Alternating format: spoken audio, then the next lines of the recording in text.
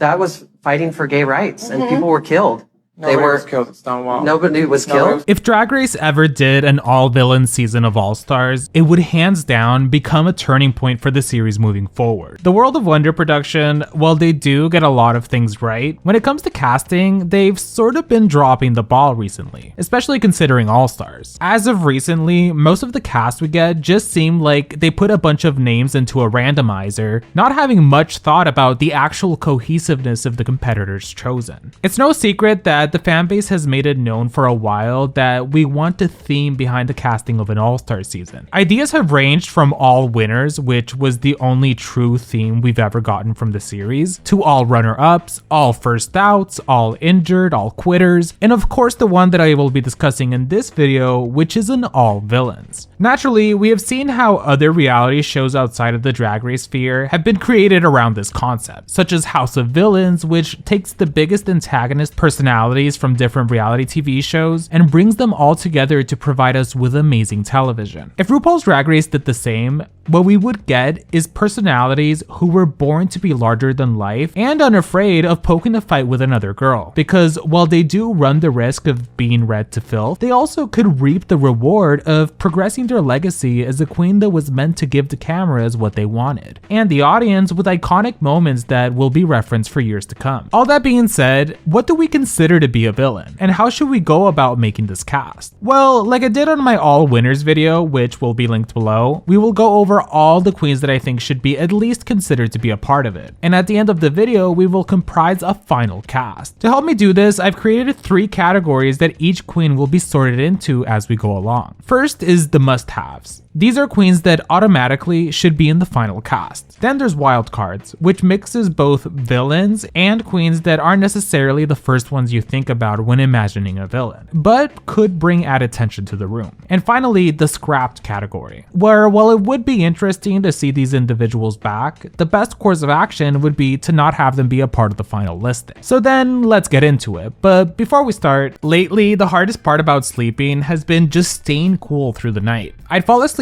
fine, but then I'd wake up hours later overheated and restless. And by morning, it felt like I barely slept at all. That all changed when I switched to a Helix sleep mattress. I went with one designed to stay cool at night, and it's been such a relief compared to my old mattress that trapped heat like crazy. Now, I can actually sleep through the night without constantly adjusting or cranking the fan. Helix makes premium mattresses and bedding that are personalized to fit you. They've got over 20 unique options, plus mattress toppers, and their quick sleep quiz makes it super easy to find the one that actually matches how you sleep. Mine was delivered straight to my door, no hassle, and I noticed the difference immediately. More consistent sleep, waking up with more energy, and feeling like I finally upgraded my sleep life. So if you've been putting on fixing your sleep, now's the time. September's the perfect reset month, and Helix is offering the best deals of the season. Click the link in the description to head to helixsleep.com/GreenGay to take advantage of their extended Labor Day sale with 27% off site-wide. And best part of all is you'll be supporting the channel in the process, so click on that link. Now let's begin. When it comes to defining a villain, everyone has different interpretations of it. The important thing to consider though is that being a villain, especially within the RuPaul's Drag Race context, is more of a spectrum rather than a specific box that you can lump someone in. Villains in the original seasons were queens that not just were causing a ruckus in the workroom, but the main determining factor was that they were also extremely hated by most of the general fanbase, making them villains in the eyes of most people, because they simply did not like the behavior that they displayed on screen. Yet when we compare that to the modern era of the series, we see how villains started to feel maybe less genuine to some, since you could tell that oftentimes these new age villains were being mean or shady specifically for the purpose of wanting to get more screen time, thus making them a pivotal part of the storyline in the competition, subsequently becoming an integral part of the cast in the eyes of production. Needless to say, the main correlation between OG villains and new age villains is that both offered really great TV moments that came from a place of causing conflict among members of the cast, sometimes causing even the viewers at home to feel that they were the sort of mean girl of the group, making them face a lot more criticism for taking advantage of being on TV to treat the people around them as less than worthy. That's an important factor for us to consider as we create our all villains cast, because a villain shouldn't just be boiled down to someone that's hated on by the general fan base. It's also someone that isn't afraid to call something out and doesn't think twice when it comes to confronting other queens, regardless of how they may come across to the fans at home. So now let's enter my 20 considerations that I'd like to bring forward. And as we go through the list, let me know in the comments who would be part of your all villains cast. Just to refresh your memory, we will have 3 categories that each individual will be thrown into. First is the must-haves. It's important to note that just because a queen is placed here doesn't guarantee that she will be part of the final cast that we assemble at the end of this video. It just means that she has a very high likelihood because she should be part of the final core cast of the season. Then there's the wild cards, which mixes villains with queens that you wouldn't necessarily be the first ones you think about when it comes to a villain, but would for sure be ready to put queens in their place and overall add more tension. Finally, it's the scrapped section, where it's sort of like our honorable mentions because they're queens that are for sure villains, but realistically wouldn't be part of an actual season. Now, let's have some fun. To start off, we have Plain Jane from season 16. This girl was a nasty, rotted person throughout every episode she was in, instantly making her one of the most controversial characters that the audience had gotten to know in the modern era of the franchise. In a time where contestants often were filtering themselves so that they could be more likable to the fans, Plain chose to go into her season wanting to purposefully create as much chaos and turmoil as possible. It resulted in her going after her first victim, Amanda Tori Meating, who, while she was clearly among the weakest links in the cast when it came to drag, it made it all the more frustrating to see Plain come after someone that already had the odds stacked against her. What would make Plain such a great addition as well is the fact that while she does talk a lot of crap, she actually has a lot of talent to back it up. Mind you, Plain reached 3rd place on season 16 with a total of 4 challenge wins,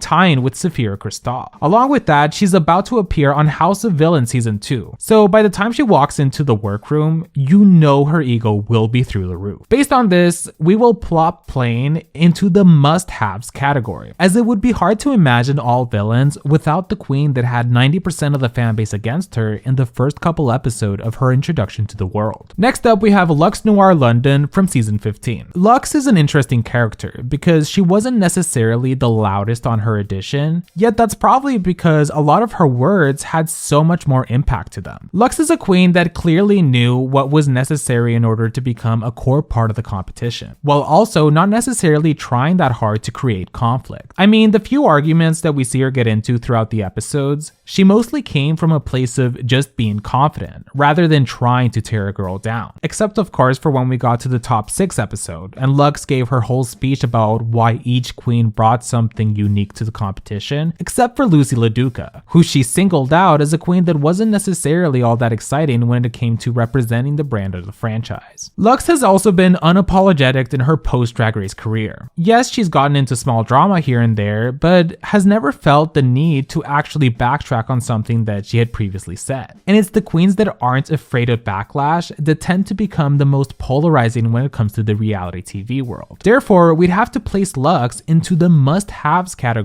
as well. Moving on, let's discuss Derek Barry from season 8 and All Stars 5. I'd consider Derek to be one of the few queens on this list that could be both an OG villain and a new age villain, because on season 8, a lot of what caused her conflicts with other queens was mostly based on the fact that the other queens in the room just seemed to find her annoying and didn't consider her at all to be a threat for the crown. Despite that, Derek always clapped back at anyone that came for her, along with having a self-confidence that most queens these days wish they could have, even if some people considered it to be delusion from time to time. However, upon her return to All Stars 5, while it only went on to last 1 episode, being that she was eliminated first, you could tell that she had a completely different vibe than what she displayed in her original season. This new Derek Barry was there entirely to stir the pot and have all eyes on her. So when she saw that India Farah was also a part of All Stars 5, she zeroed in on her like a hawk does when it sees a small rabbit running through a field. Little did Derek know that by the end of the week, she was no longer going to be the hawk, and instead was actually the sacrificial lamb of the season. In the years since then, we've seen Derek become such a memeable presence in every single thing that she's been a part of. From Drag Race spin-off shows to viral videos on social media, this is a queen that isn't wasn't afraid of being the butt of a joke, as long as it means that she can get some attention from it. Therefore, we will be placing Derek Barry into the wildcard category of the ranking, because while it would be nice to see her return, she isn't exactly the first person you think about when you imagine a villain. So here comes Candy Muse, from season 13 and All Stars 8. Correlating thread from both times Candy competed on Drag Race is that she really was the only one out of each respective cast that was fully in it to cause conflict and be unafraid of saying what she really thinks. Like season 13, we had a cast that had to film in the middle of a pandemic, so most of them were being extra careful with how they were coming across to fans. And then on All Stars 8, even though online most of the queens complained about things seemingly being rigged for Jimbo, none of them showed that same energy while they were on screen. Even Heidi N Closet just randomly quits for feeling mistreated and doesn't really call out anything to a high degree when she's exiting. That's what made Candy Muse so deserving of going as far as she did on both seasons she was in. Was she perfect when it came to all the challenges?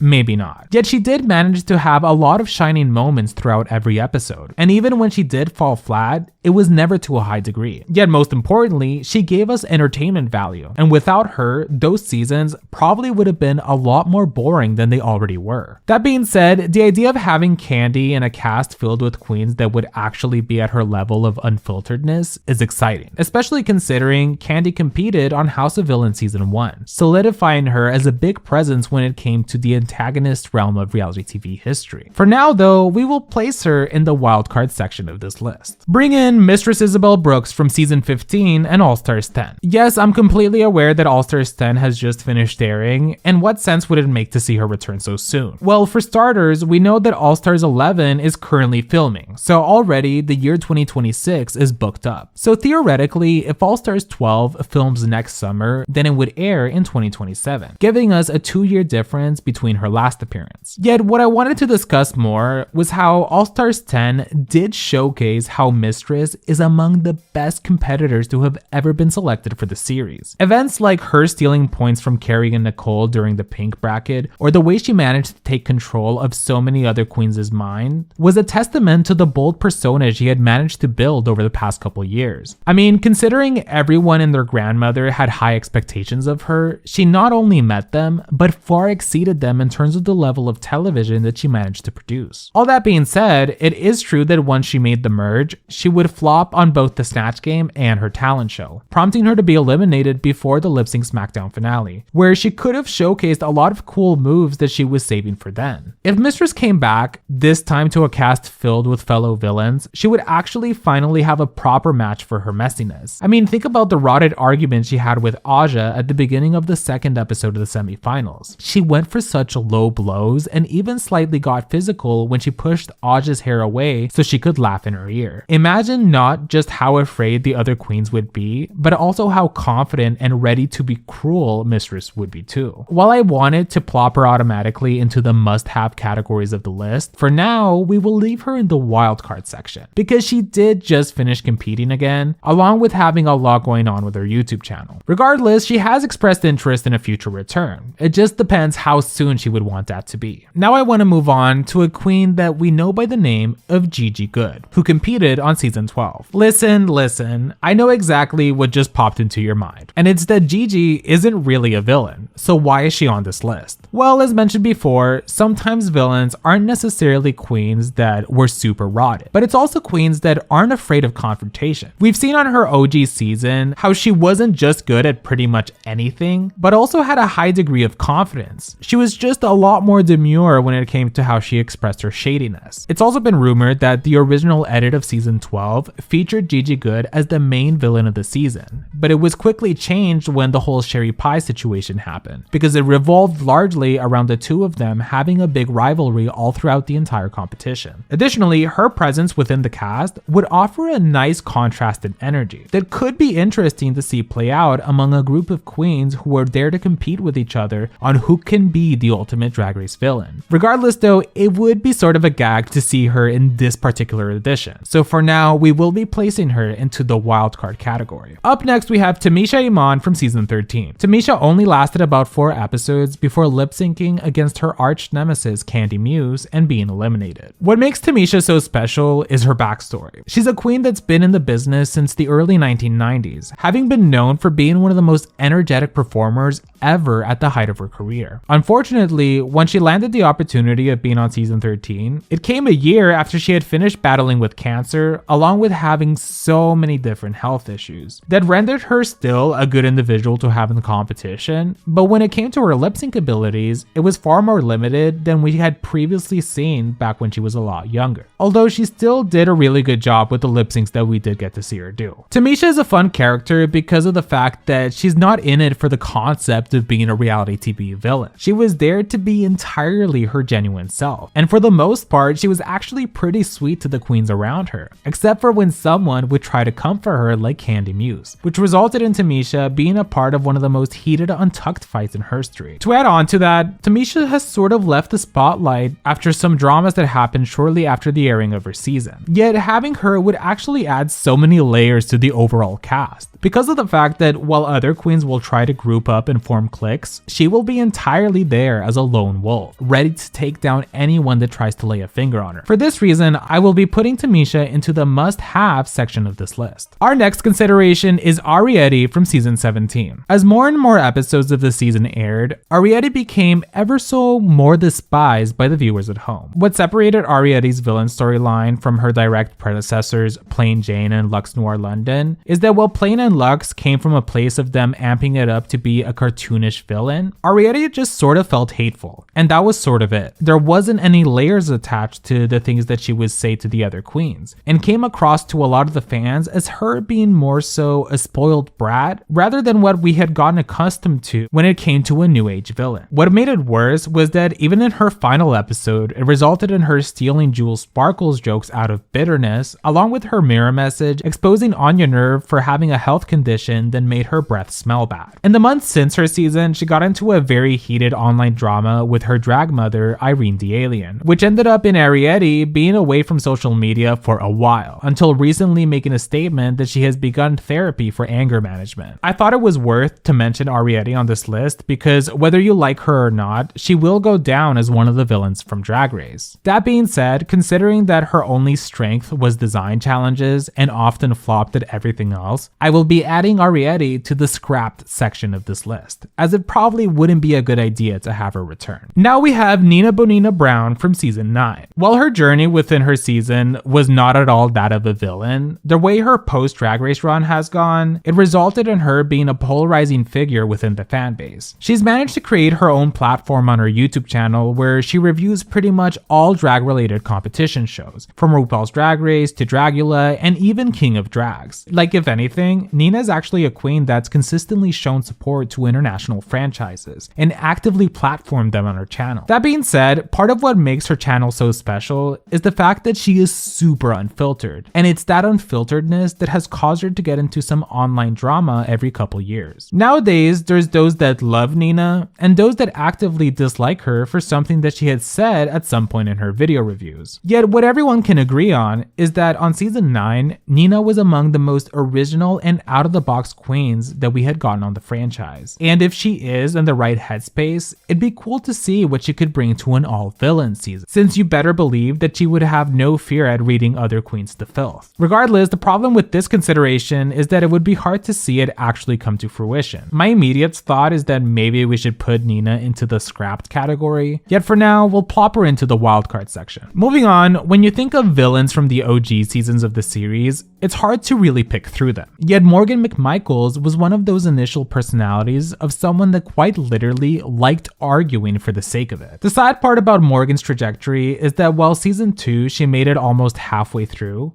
on All Stars 3, she came in guns a-blazing. She was letting everyone know that she wasn't one to be messed with, and was upfront about how she would play the game, even announcing that she would eliminate the strongest competitors if given the chance. That strategy obviously resulted in her being eliminated by Ben de la Creme on the first episode, entirely because Ben said that she didn't want Morgan to stay since Morgan wouldn't agree to play things fair. But it always left me wondering, what would have happened had Morgan been able to continue, and at one point or another actually eliminate her stronger competitors. Morgan is a personality that was built to get into conflicts with people, and in many ways, there was a missed opportunity to see someone with so much fire get eliminated off the bat like that, even though it was completely fair given the circumstances of her announcing to everyone in the room that she was gonna be messy. Yet imagine Morgan bickering with queens like Plain Jane or Mistress Isabel Brooks. Therefore, I have to at least consider her. But overall, given that she is rumored to be on All Stars 11, allegedly, I will be putting her into the scrapped category of the list. Up next, we have India Farah from Season 3 and All Stars 5. What makes India so intriguing is that despite her run on Season 3 being for the most part forgettable, on All Stars 5, she came off the bat winning the first challenge, cementing herself as this amazing redemption storyline. Yet literally from that point onward, it was complete downhill. She was in the bottom for every episode, but it's actually her final one that would transform her into the villain of the season. Where upon realizing that all the queens who weren't the winner of the episode would be up for elimination, she decided to betray Alexis Mateo, her longtime friend who had competed with her on Season 3 almost a decade ago. India manufactured a lie that Alexis had been campaigning to get other queens to eliminate Shea Coulee from the competition. It's what ultimately resulted in Alexis Mateo going home the very next week. Because even though India had been eliminated the week prior, the queen simply didn't trust Alexis and opted to better be safe than sorry and eliminate her too. There was a big part of me that for the longest time actively viewed India as an interesting surprise factor to include in an all-villain season. Along with that, it's important to include representation from OG seasons of the series. Overall though, it probably would just take up a space of someone that could be more exciting for the viewers at home. So sadly, we will be plopping India Farah into the scrapped category of the list. Now we have Acid Betty from Season 8 and All Stars 10. On Season 8, Acid took on a sort of perfect embodiment of what a villain role could be. Unfortunately, her return to All Stars 10, she was just way too toned down, making many feel like she was no longer able to provide the degree of entertainment and personality that she had given the first time around. Yet I fundamentally disagree with that perspective. Now listen, I agree with everyone that Acid came back a lot less villainous, but that was largely because of the bracket that she got placed into. Like, I truly believe she was wasted on this edition because she had nobody that truly came for her, which is why she never clapped back at anyone. For example, imagine if Acid had been in the same bracket as Mistress Isabel Brooks and saw Mistress steal a point from Cynthia Lee Fontaine. Oh, you knew that a war would have ensued, because even Mistress has said on her channel that Acid is sort of a little bit more cutthroat than she is. And that's entirely based on the hangouts that they had when the whole cast was brought together for the filming of the promos. Therefore, we should consider Acid Betty among the wildcard section of this list, because she's both a good competitor and someone that will for sure go against any cliques that form. Another out of left field addition would be Mimi on First from Season 3 and All Stars 1. This is a super old school pick because both times Mimi competed on Drag Race, she had really terrible showings. On Season 3, many viewed her to be a mess, along with her most infamous moment being when she picked up India Farah in a lip sync. And on All Stars 1, we saw how pretty much most of the Rue Girls viewed her as a joke, until she ultimately was the first queen to be eliminated. Mimi is a queen that while she may not have necessarily behaved like a villain, it's the way she was received by the fanbase and other queens that makes her encompass the role, for the sheer fact that she isn't all that liked by many people. Having her return to an all-villains would automatically make her an underdog and an easy target for the queens to go after. The question is, would she be able to prove them wrong? For this reason, we will place Mimi on First into the wildcard category of the list. Now let's talk about the possibility of Jasmine Masters from Season 7 and All Stars 4. I am telling you right now that I know a good portion of you watching had an instant rush of dopamine at the thought of being able to have more iconic moments from this queen, especially on a platform like Drag Race. Jasmine is an infamous individual. This is a queen that not only had no regrets about choosing to do stand-up comedy for her talent show, preparing literally none of it and going home first, along with being invited to the Christmas special and literally exiting the building midway through filming because she was done with the shenanigans from production. There is the possibility possibility that she may not be interested in coming back, but the way I see it is that she might just view it as an opportunity to make some extra cash by doing some touring for when the season airs. Most importantly, for us viewers, would Jasmine necessarily be viewed as a threat for the crown on All Villain season? Probably not. But would she literally tear to shreds any queen that tries to come for her in the workroom? Well, yes. So let's go ahead and add her to the wildcard section of this list. Let's move on to Valentina from season 9 and All Stars 4. Valentina has often described herself as being both the Miss Congeniality and villain of her seasons. Because while on the exterior she's this sweet little angel, on the inside she's hungry for the opportunity to be able to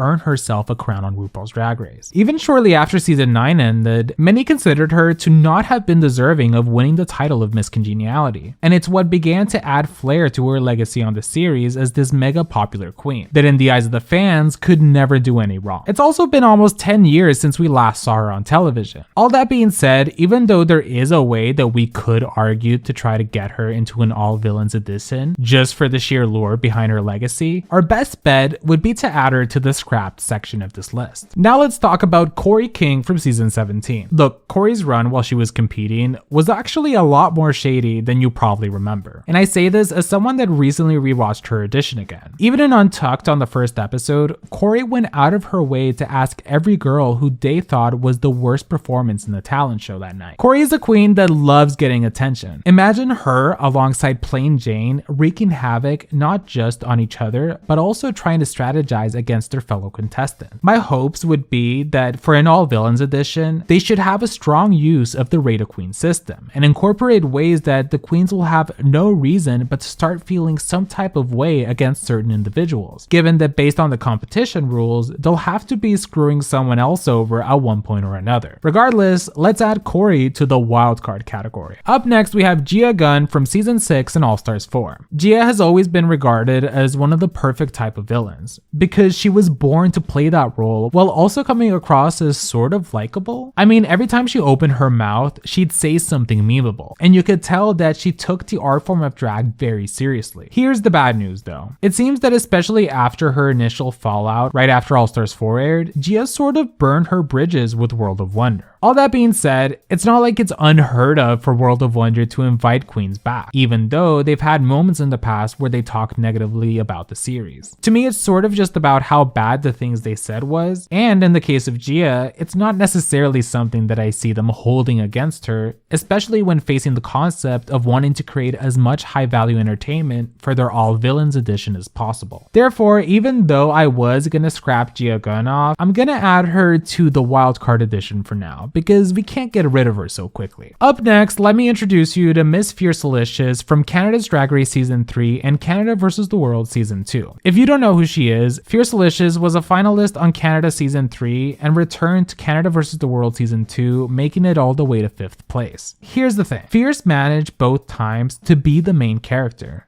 and adds so much entertainment value for the viewers at home. Like, it's hard to really describe her personality, yet something a lot of fans have been wishing for is for her to finally compete in front of RuPaul, because I truly feel that Ru would actually laugh at the stuff she'd end up saying. I mean, they even met at DragCon one time, so at least their first encounter is out of the way. Additionally, it would be good to have at least one contestant on All Villains that can keep the rest of the girls on their toes, since most of them probably didn't watch Canada's Drag Race, so they won't know the details behind who Miss Fiercelicious is as a reality TV personality. Therefore, let's add her to the wildcard list that's expanding a lot, but we'll dwindle it down in just a second. Now we bring Detox to the table, who competed on season 5 and All Stars 2. Detox isn't necessarily a villain, yet she is someone that's quick at the job, and arguably on season 5 was among the villainous group as she was not shy when it came to reading other queens in the room. Think of it this way, we can get a group of villains together into a room, but sometimes you need that individual that will cause a spark that ignites the fire into everyone else. Without out of left field characters, we could run the risk of this all villain season falling flat. So why not bring in someone that's not only really good at the challenges, but also enough of a legend in her own rank that anything the other queens say or try to go against her, she will literally try to squash them like flies right away. So let's add Detox to the wildcard list. Finally, we have Jeremy Carey, formerly known as Fifi O'Hara from season 4 in All Stars 2. Jeremy was the original villain of the franchise, the one that became viral for how cutthroat she was. It resulted though in her having to deal with a lot of negativity from the fanbase. Both times she competed, it was honestly television gold, and it's just such a shame the way things would end up panning out for Jeremy, with her ultimately quitting drag and removing all affiliation with the series. Because she truly is one of the most talented queens we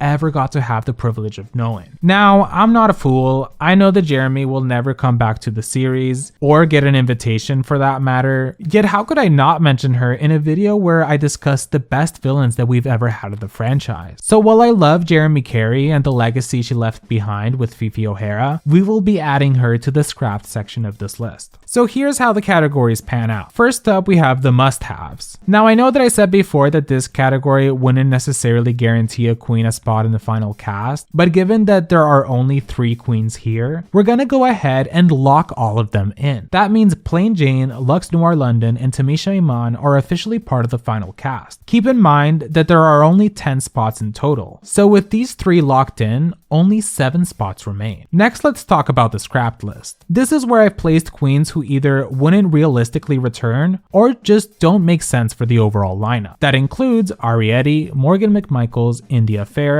Valentina, and Jeremy Carey. That's 5 queens total. And since they're already scrapped, we can take them out of the playing field completely. Which brings us to the biggest pool, the wildcards. This is where things get interesting. Some of these queens are perfect go-to villains, while others aren't necessarily the obvious villains everyone immediately thinks of. But their big personalities could bring a lot of tension and drama to the competition. From this list of 12 wildcards, 7 of them will move forward and 5 of them will be left behind. Now let's get the rest of this settled. Off the bat, Mimi on first unfortunately just feels like the weakest one out of this whole group, so I'll be demoting her to the scrapped section. Focusing on the first 3 queens to be a part of the final cast, we need to consider how the next additions to this list will add value to the overall dynamic. You can imagine, for example, that Plain and Luxe would probably gravitate towards each other, while Tamisha, for now, will be a lone wolf. So let's go ahead and upgrade Mistress Isabel Brooks into the 4th spot of the final cast, to start to make things more interesting. But who should be the 5th addition? I think it'd be helpful if we start to rearrange the wildcard group in order to help us make some final decisions. Derek Barry will move to the end,